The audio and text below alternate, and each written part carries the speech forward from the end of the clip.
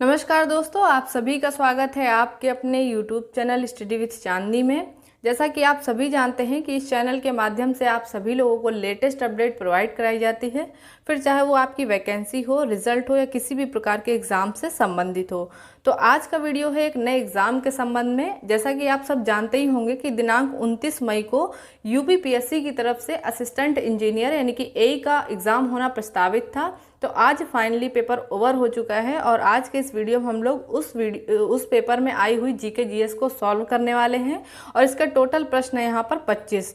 तो अगर वीडियो अंत में थोड़ा सा भी आपको यूज़फुल लगे तो प्लीज़ चैनल को सब्सक्राइब करके ज़रूर जाइएगा। इस चैनल के माध्यम से आपको ऐसी अपडेट हमेशा मिलती रहेगी।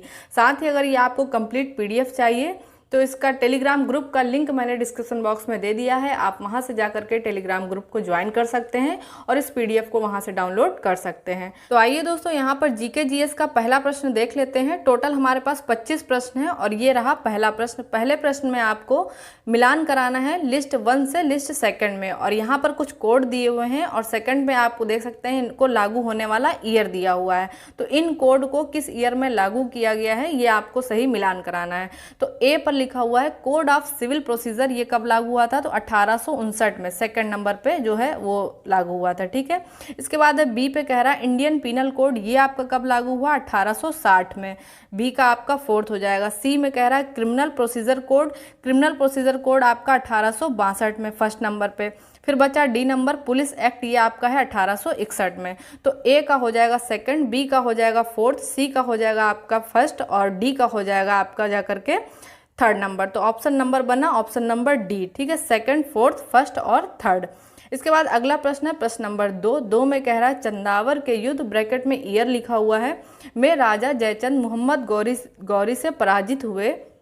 चंदावर की वर्तमान में भौगोलिक स्थिति क्या है? तो आपको करंट टाइम जो है इसकी भौगोलिक स्थिति बतानी है। तो ऑप्शन नंबर डी सही हो जाएगा। उत्तर प्रदेश के इटावा जनपद में यमुना नदी के तट पर स्थित है। ठीक है, इसके बाद है अगला प्रश्न प्रश्न नंबर 3 में कह रहा है कि भारतीय संविधान में किस संवैधानिक संशोधन के द्वारा भाग 9B को जोड़ा गया? तो ये है आपका 97वां संवैधानिक संशोधन के तहत भाग 9B को जोड़ा गया। ऑप्शन नंबर ए सही हो जाएगा। इसके बाद अगला प्रश्न है प्रश्न नंबर 4 और 4 में फिर आपको मिलान कराना है। यहाँ पर कुछ अम्ल दिए हुए हैं और यहाँ पर कुछ नाम दिए हुए हैं, किसमें कौन सा अम्ल पाया जाता है ये आपको मिलान कराना है।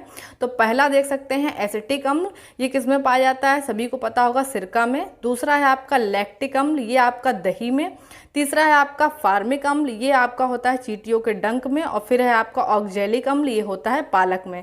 इस प्रकार से जो सही ऑप्शन बना आपका ऑप्शन नंबर ए बना। ठीक है, 3, 4, 1, 2, तो ऑप्शन नंबर ए सही हो जाएगा। अगला प्रश्न है प्रश्न नंबर 5 और 5 में आपसे कह रहा है कि दिल्ली सल्तनत के संदर्भ में निम्नलिखित कथनों पर विचार कीजिए। सुल्तानगढ़ी का निर्माण सुल्तान इल्तुतमिश ने करवाया था, और दूसरा है दिल्ली में स्थित यह तुर्कों द्वारा निर्मित पहला मकबरा था। तो क्या सही है? तो इसका ऑप्शन नंबर बी सही हो जाएगा। एक तथा दोनों ही सेंटेंस इनके सही हैं। ठीक है, अगला प्रश्न है प्रश्न नंबर 6 में कह रहा है कि निम्नलिखित में से कौन सा अनुच्छेद यह प्रावधान करता है कि उच्चतम न्यायालय द्वारा घोषित कानून भारत के राज्य क्षेत्र के भीतर सभी न्यायालयों के लिए बाध्यकारी होगा?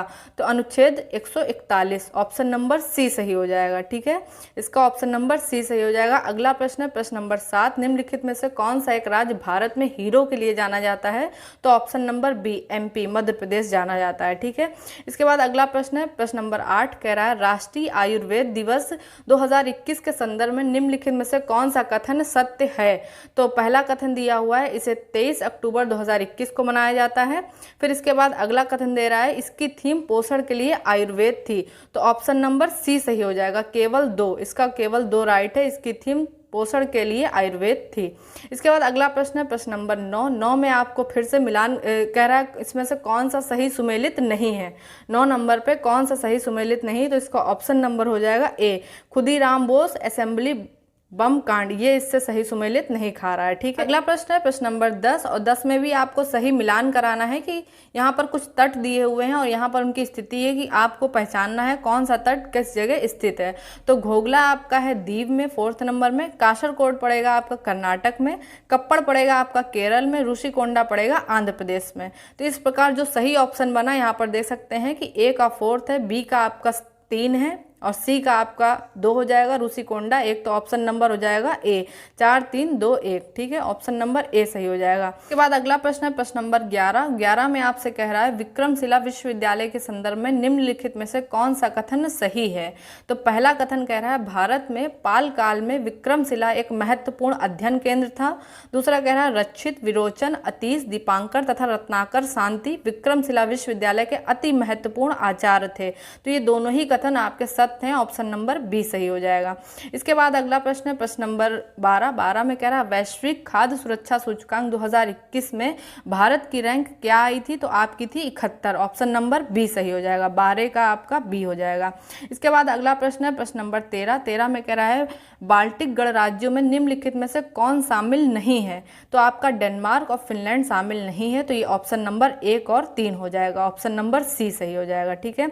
इसके बाद अगला प्रश्न है प्रश्न नंबर 4 में कह रहा है फिलीपींस और वियतनाम के बीच में निम्नलिखित में से कौन सा सागर स्थित है। तो फिलीपींस और वियतनाम के बीच में आपका दक्षिण चीन सागर स्थित है, ऑप्शन नंबर बी सही हो जाएगा, ठीक है। अगला प्रश्न है प्रश्न नंबर 15 में आपसे कह रहा है किस फ्रांसीसी यात्री ने काशी को भारत का एथेंस कहा। तो ये है आपके बर्नियर, ऑप्शन नंबर सी सही हो जाएगा। अगला प्रश्न है प्रश्न नंबर 16 में कह रहा है नॉक नी सिंड्रोम किस प्रदूषण के कारण फैलता है। तो ये आपका फ्लोराइड्स, ऑप्शन नंबर बी सही हो जाएगा। अगला प्रश्न है प्रश्न नंबर 17 में कह रहा है भारत के संविधान के निम्नलिखित में से किस अनुसूची में दल बदल विरोधी अधिनियम। तो दल बदल विरोधी अधिनियम किस अनुसूची में है, 10वीं अनुसूची में, ऑप्शन नंबर सी सही हो जाएगा। अगला प्रश्न है प्रश्न नंबर 18 में कह रहा है भारत के चुनाव आयोग द्वारा अक्टूबर 2021 में सभी मतदान केंद्रों की डिजिटल मैपिंग के लिए कौन सी जो है एप्लीकेशन स्टार्ट करी गई थी। तो वो है आपकी गरुड़ ऐप, ठीक, ऑप्शन नंबर सी सही हो जाएगा। अगला प्रश्न है प्रश्न नंबर 19 में कह रहा है निम्नलिखित में से कौन जीएसटी परिषद का अध्यक्ष होता है। तो जीएसटी परिषद का कौन अध्यक्ष होता है, केंद्रीय वित्त मंत्री, ऑप्शन नंबर बी सही हो जाएगा। अगला प्रश्न है प्रश्न नंबर 20 में कह रहा है निम्नलिखित में से किस पुराणों के 5 लक्षणों का उल्लेख मिलता है। तो ऑप्शन नंबर सी हो जाएगा, विष्णु पुराण में, ठीक है। अगला प्रश्न है यहाँ पर देख सकते हैं 21 में कह रहा है चित्रकूट जलप्रपात भारत के निम्नलिखित राज्यों में से किसमें स्थित है। तो है ऑप्शन नंबर बी, छत्तीसगढ़ में स्थित है। इसके बाद अगला प्रश्न है प्रश्न नंबर 22 में कह रहा है नवंबर 2021 में संपन्न हुए 40वें भारतीय अंतर्राष्ट्रीय व्यापार मेले की थीम क्या थी। तो ऑप्शन नंबर सी सही हो जाएगा, आत्मनिर्भर भारत, ठीक है। इसके बाद अगला प्रश्न है प्रश्न नंबर 23 में कह रहा है कि भारत के किस संविधान संशोधन के द्वारा मतदान की उम्र 21 से घटाकर 18 कर दी गई। तो आपका 61वां संविधान संशोधन था, ठीक है, ऑप्शन नंबर सी सही हो जाएगा। अगला प्रश्न है प्रश्न नंबर 24 में कह रहा है निम्नलिखित में से कौन सा जोड़ा समान भौतिक मात्रा की इकाइयों का प्रतिनिधित्व करता है। तो ऑप्शन नंबर सी सही हो जाएगा, जूल एवं कैलोरी।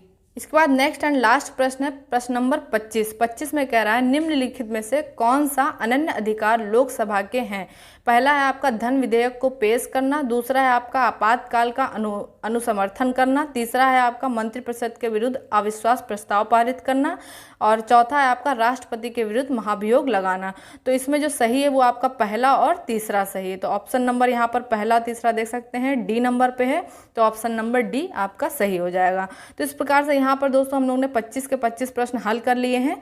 अगर किसी में कोई डाउट हो तो प्लीज़ कमेंट बॉक्स में कमेंट करिएगा, एक बार मैं फिर से रीचेक कर लूँगी। तो दोस्तों अगर थोड़ा सा भी वीडियो यूज़फुल लगा हो तो प्लीज़ चैनल को सब्सक्राइब करके ज़रूर जाइएगा, और टेलीग्राम ग्रुप से नहीं ज्वाइन हुए हैं तो उसका लिंक मैंने डिस्क्रिप्शन बॉक्स में दे दिया है, उससे जा करके आप वहाँ से PDF भी ले सकते हैं। सो फ्रेंड्स, मिलती हूँ नेक्स्ट वीडियो में एक नई अपडेट के साथ में, तब तक आप सब अपना ध्यान रखिएगा। जय हिंद।